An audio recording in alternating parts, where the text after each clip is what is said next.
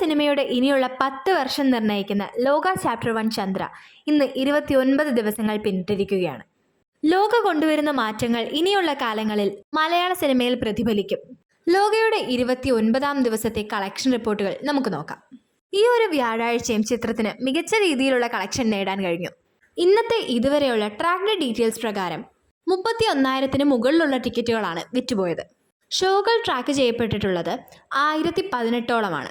ഇന്ന് ഇതുവരെയുള്ള occupancy 12%. Cinema നേടിയിരിക്കുന്നത് 51 ലക്ഷം രൂപയാണ്.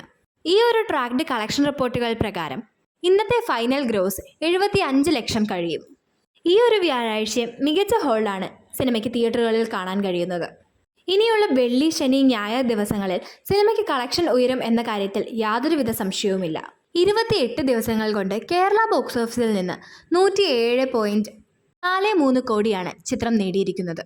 29ാം ദിവസത്തെ ഫൈനൽ കളക്ഷൻ റിപ്പോർട്ട് പുറത്തു വരുമ്പോൾ 108 കോടി 20 ലക്ഷത്തോളം ചിത്രം നേടിയിട്ടുണ്ടാവും.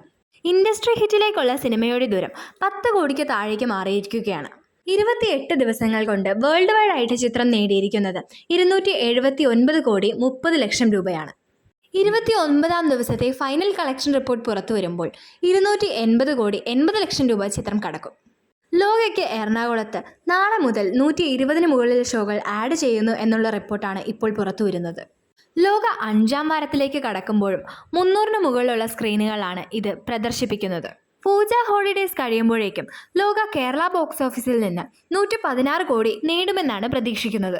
പൂജ ഹോളിഡേയ്സ് കഴിയുമ്പോഴേക്കും ലോക എത്ര കളക്ട് ചെയ്യും എന്നുള്ളത് കമൻസിലൂടെ ഒന്ന് പറയാമോ?